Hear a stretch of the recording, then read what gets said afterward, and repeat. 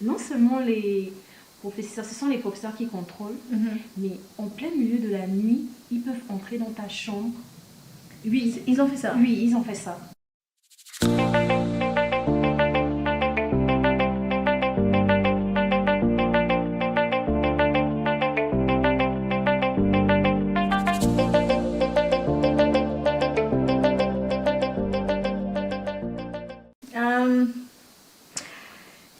Morning, afternoon, evening, wherever you are. Hi. Alright guys, Yala here, I'm back. It's been such a long time.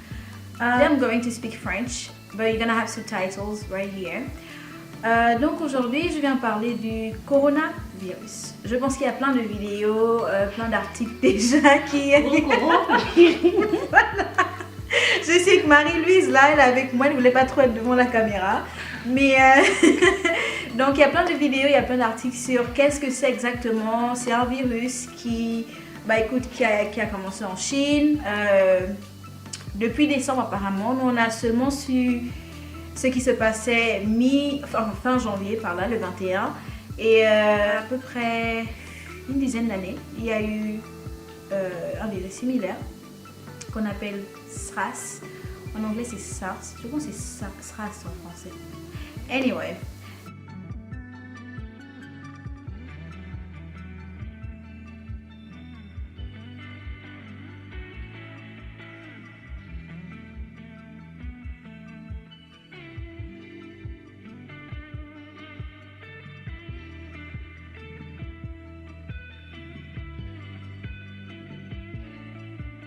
Donc voilà. Je vis à Chengdu. Voilà, Chengdu qui est une ville du sud de la Chine et qui est dans la province du Sichuan. On va encore revenir toi. Ne fais pas ça. Oh non, je suis trop nulle. Ok, donc je suis dans la ville appelée Chengdu, la ville réputée pour les pandas, pour le thé. C'est une ville du Sichuan, la province du Sichuan. Et par rapport aux statistiques qu'on a eu à regarder, Chengdu est la ville la plus infectée du Sichuan. Bon, je viens parler de notre expérience. Quand je parle de notre expérience, je parle de Marie-Louise, de moi, mes amis ici à Chengdu. Je ne vais pas parler particulièrement des autres villes parce que je ne sais pas exactement comment ça se passe là-bas. Mais je parle de notre expérience parce que, comme j'ai dit, beaucoup de gens font des vidéos sur le virus. Mais je pense qu'il est important de dire exactement et d'expliquer exactement comment les choses se passent parce que de l'autre côté,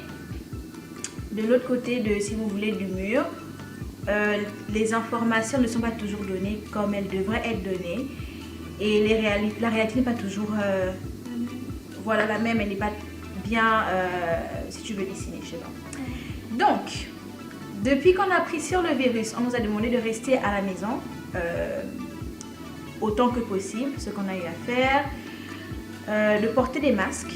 Donc la dernière fois, Marie-Lise et moi, nous sommes allés à Carrefour parce qu'on n'avait vraiment plus rien à la maison. Donc nous sommes allés à Carrefour faire quelques courses.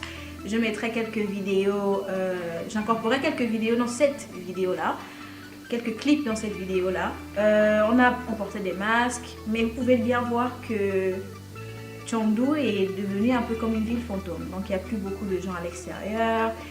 Carrefour il y avait des gens, mais c'était plutôt vide, ce qui est vraiment rare.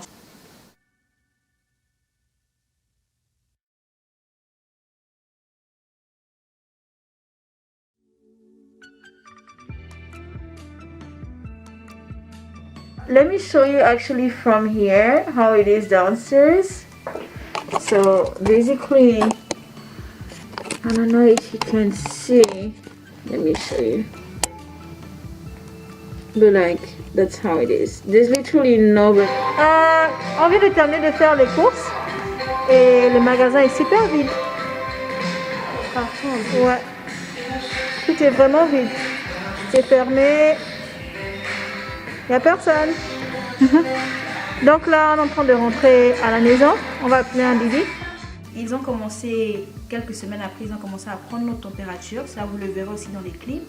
Donc lorsque tu sors du complexe, tout va bien. Mais lorsque tu rentres, ils ont comme un petit fusil qu'ils mettent devant ton front et ils checkent ta température. Ne ris pas, ne ris pas. rigole parce qu'on essaie de... Ouais, c'est voilà, la chose à faire. Voilà, c'est la chose à faire parce que sincèrement... C'est effrayant. Voilà. On va rentrer dans mon complexe. Et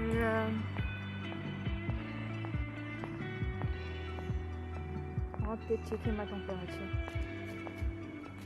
Hop.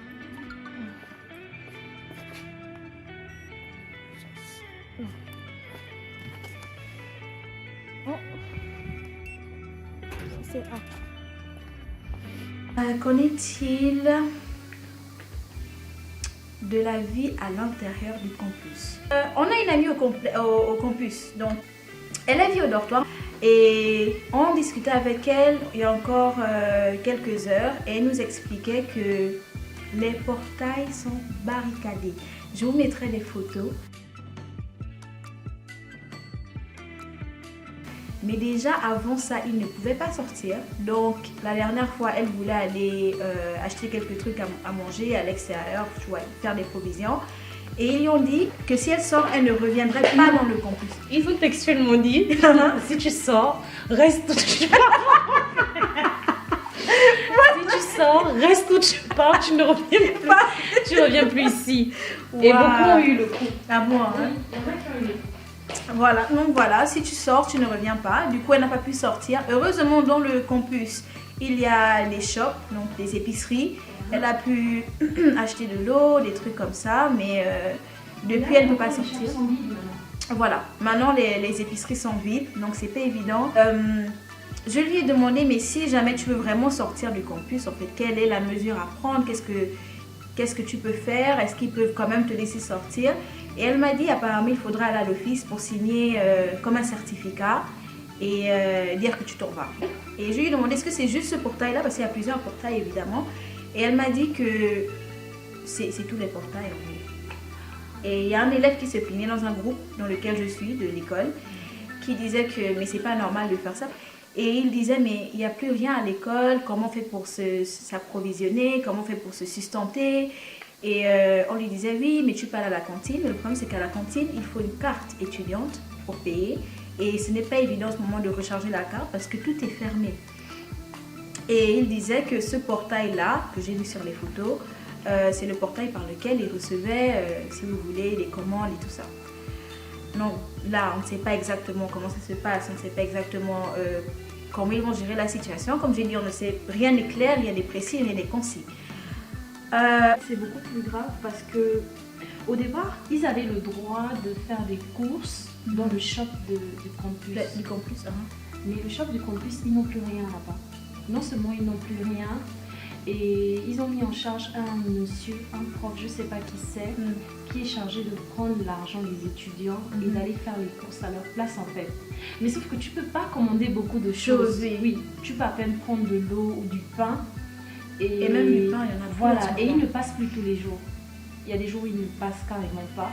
Donc si malheureusement pour toi le jour en question il n'est pas là, tu restes comme ça. Ouais. Ah oui, il y a un autre point. Non seulement les professeurs, ce sont les professeurs qui contrôlent, mais en plein milieu de la nuit, ils peuvent entrer dans ta chambre. Oui, ils ont fait ça. Oui, ils ont fait ça. Ils toquent. Si tu es endormi, ils ouvrent juste la porte. À un moment, au début, ils toquaient, mais là, ils ne toquent plus. Ils ouvrent juste la chambre et ils regardent en fait. Wow. Ils te regardent, ils checkent ta température et ils sortent. Donc si tu es avec une personne ou... Ah bah c'est interdit d'avoir des gens en campus avec toi. Oh oui. Et en plus, ils entrent, ils viennent, ils checkent ta température en fait et ils sortent. Mais en plus, franchement, 2 heures, mais 1 heure. Ça... Oui, Grace me disait que la dernière fois, elle avait bloqué sa chambre de l'intérieur. Ouais. Elle pensait en fait qu'ils ne pourraient pas ouvrir la porte de cette façon. Mais ils ont ouvert la porte, ils sont entrés, elle s'est réveillée brusquement dans la nuit et tranquillement comme si de rien n'était, ils ont pris sa température et ils sont sortis. Ils n'y ont rien dit? Oui, rien du tout. Ils étaient peut-être 2 ou 3, ils sont entrés, ils ont checké la température et ils sont partis. Mais c'est fou en fait. Et elle me disait que très souvent, elle entend ses voisins de chambre, elle les entend pleurer en fait. Ah bon? Oui, elle les entend pleurer souvent. Elle est vraiment triste. Oui, franchement, nous encore, c'est là sans les appartements et tout, mais tu sais que tu peux entendre en fait, souvent elle les entend pleurer ou essayer de marcher ou de courir en fait dans la chambre parce qu'ils n'ont pas le droit de sortir. Et Il y en a qui s'étouffent en fait. Ouais. Parce que c'est tout à fait normal, voilà. Eh ben, vous avez entendu Marie-Louise. C'est vraiment triste, c'est vraiment triste. Mais ça, c'est un peu par rapport à la vie au campus, voilà, au dortoir. Et nous, on va parler maintenant de notre vie ici, au complexe, à l'extérieur de l'université. Et ensuite, je pense qu'on pourra donner quelques détails sur ce qu'ils nous disent, quelles sont les réponses qu'ils ont eu à nous apporter. Et voilà. Donc, ici au complexe, comment ça se passe? On est, je vais pas dire on est super libre de nos mouvements, mais déjà, on a la chance, Marie-Lise et moi, de vivre dans le même complexe parce que même si on ne sort pas, on peut se voir dans le complexe, en fait, où on peut aller l'une chez l'autre. C'est ça, mais quelles sont les difficultés, quels sont les changements? Comme j'ai dit, il y a la prise de température lorsque tu rentres dans le complexe. Il y a quoi, 3 jours, nous sommes allés, on voulait acheter du poulet, je pense. Voilà, nous sommes allés acheter du poulet. Et même dans le magasin, enfin le magasin c'est une épicerie aussi en quelque sorte, ils vendent des fruits, des légumes et tout ça. Et quand nous sommes rentrés, en nous prenant aussi la température, ce qui est nouveau. En revenant de ce marché-là, nous nous sommes rendus compte qu'il y avait une note sur le portail. Il faut savoir que ça c'est l'un des portails, c'est le portail qui est le plus proche de son bâtiment à elle, à Marie-Louise. Et donc on a demandé au gardien, mais qu'est-ce qui se passe? Et il nous expliquait qu'en fait, ce portail-là va être fermé. Le portail qui est proche de mon bâtiment est fermé déjà depuis quoi? 2 semaines. Depuis 3 semaines, peut-être. Voilà, depuis peut-être 2-3 semaines. Ils ont même mis des barbelés en haut, vraiment personne ne peut passer par là-bas. Donc il nous expliquait que non seulement l'autre portail va être fermé, mais je pense qu'il y a quoi, peut-être 6 portails. Il y en a plus, hein. Ah bon, hein? Ouais, il y en a plus. En tout cas, il y a plus de 5 portails. Ils ont plus de 5 portails, on ne les connaît même pas tous. Et seulement 2 vont rester ouverts, de ce qu'ils nous expliquaient. Aujourd'hui, Marie-Louise est sortie. Donc,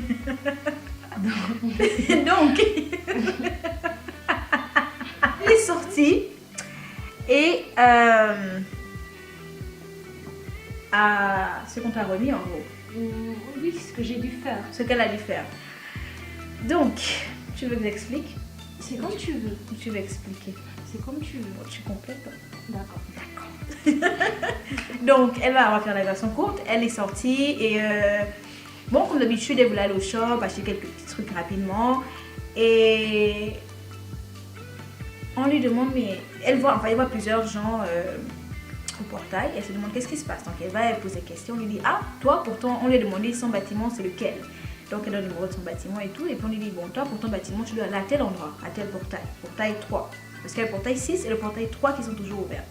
Donc, elle va au portail 3 et on lui demande son contrat d'appartement. Voilà. On lui demande où elle vit exactement. Et ensuite l'étage, enfin où je vis exactement et avec qui je vis. Et Ah. je souligne que je vis avec mon frère. Voilà. Donc elle est avec son frère. Son frère était sorti avant, donc il a eu à faire ça. Et quand elle allait faire, quand elle allait se renseigner pour savoir ce qui se passait, on lui dit mais il y a quelqu'un qui est déjà venu faire une carte.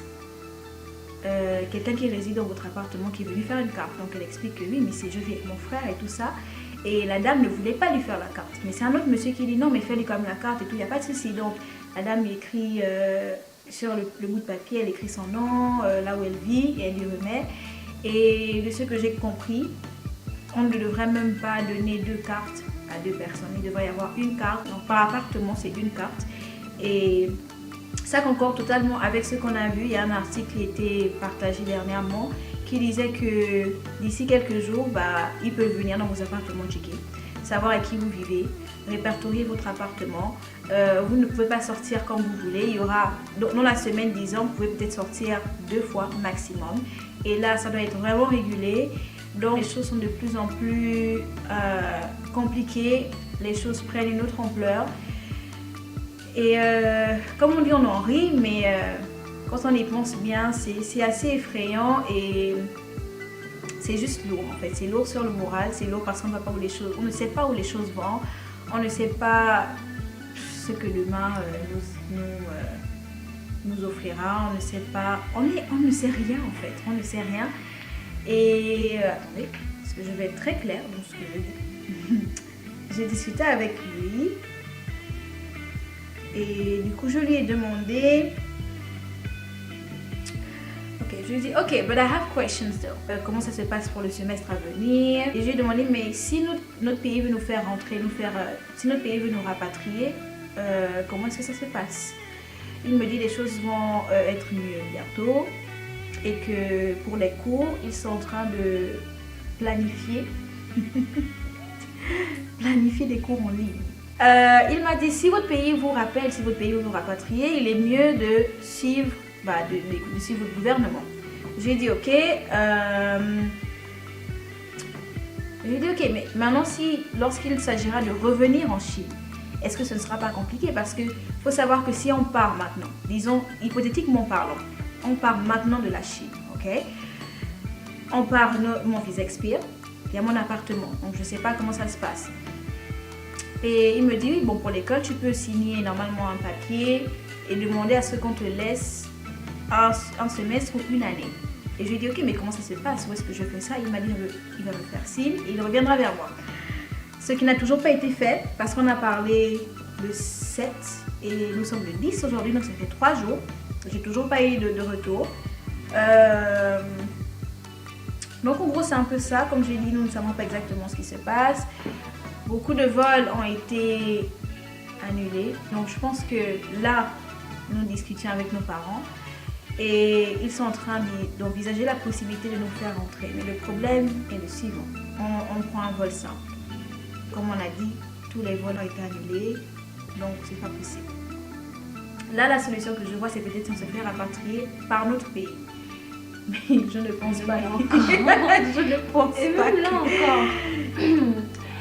Et le problème, en fait, j'ai lu un article qui disait qu'il devrait... Enfin, ça disait quoi déjà? Qu'il viendra en aide à la population, oui, à la population gabonaise, à Wuhan. Et c'est là où... L'épicentre. Voilà, c'est l'épicentre. C'est à cet endroit-là que le virus, que tout a commencé en fait. Le problème en fait, c'est que quand ils disent qu'ils viennent en aide à la population gabonaise, ce sont des masques qu'ils envoient en fait. Mais c'est pas de l'aide. Qu'est-ce qu'on fait avec des masques? C'est pas de l'aide. On n'a plus rien à manger parce que les magasins sont vides. Les magasins se vident, mais sérieusement. Ouais. Financièrement parlant, les parents n'ont plus cette possibilité d'envoyer de l'argent, ne peuvent plus aller dans les banques. C'est pas qu'on demande de l'argent en quelque sorte. Nous encore là ça va, mais il y a d'autres personnes qui sont vraiment dans des situations plus critiques. Oui, en fait. Qui n'ont vraiment plus rien à manger. J'ai appelé un ami la dernière fois, il me disait que tout ce qu'il bouffe actuellement, ce sont les formes miennes, les nouilles. Les nouilles chinoises qui sont préfaites, si vous voulez. Et tu mets juste des conseils. Oui, c'est des conseils, c'est pas bon pour la santé. Tu mets juste de l'eau chaude à l'intérieur et puis voilà, tu attends 5 minutes et c'est fait. C'est ça qu'actuellement, un mois, il ne mange que ça. Waouh. Il ne mange pas bon pour la santé. Que ça, oui. Et si tu ne peux pas bouger, tu ne peux pas faire du sport, ton mental. Tu es quarantaine. Quand tu peux manger juste des nouilles. Oui, ouais. Moi, je sais pas, même. Franchement. Moi non plus. Moi, ce qui me laisse sans voix, en fait, ce sont les masques. Des gens nous disent que les masques ne nous protègent pas. Mais le gouvernement vient en aide en nous envoyant des masques. Qu'est-ce qu'on fait avec des masques, en fait? Aucune idée. Apparemment, les masques ne protègent pas. Pourquoi? Parce que les masques sont faits pour les malades. Donc, comment ça marche? Si tu es infecté, par exemple, vu que ça se transmet par le contact, par exemple, ou les postillons, si quelqu'un éternue, ou tous, voilà. Donc, si cette personne qui est infectée a le masque, en éternuant, le masque va absorber tous ces postillons-là et tous ces germes-là. Il ne pourra pas répondre les germes et autres, et donc il ne pourra pas contaminer les autres. C'est pour ça qu'on demande à tout le monde sous exception de porter les masques. Et c'était une petite update sur la vie ici. Et moi, je vais devoir aussi aller faire ma carte d'ailleurs pour pouvoir sortir du complexe parce que... Et même là encore. Voilà. Donc si quelqu'un tousse, qu'est-ce que tu aimerais en fait? Rentrer ou rester ici? Honnêtement, j'ai pas envie de rentrer et si je Partir d'ici, je sais pas. J'aimerais partir, mais pas dans ces conditions. J'aimerais partir en sachant que, par exemple, mon appartement, ça va. Si genre l'école, je sais que je peux revenir continuer, tu vois, parce que j'ai presque terminé. Pas dans des conditions aussi, je sais pas, précaires si tu veux. Là, le précaire n'est pas le mot, mais tu vois ce que je veux dire. Donc, c'est pas trop. Toi, tu aimerais rentrer? Toi, tu veux même rentrer depuis. Non, c'est pas vrai. En fait, le problème, c'est que je me dis, on est là, on en rigole, voilà, pour essayer de déstresser et tout, mais et ça n'a pas l'air de s'améliorer. Bref, donc c'était tout pour la vidéo d'aujourd'hui. Merci de nous avoir écoutés et partagez, ok? Bye! On refera Cincy du nouveau.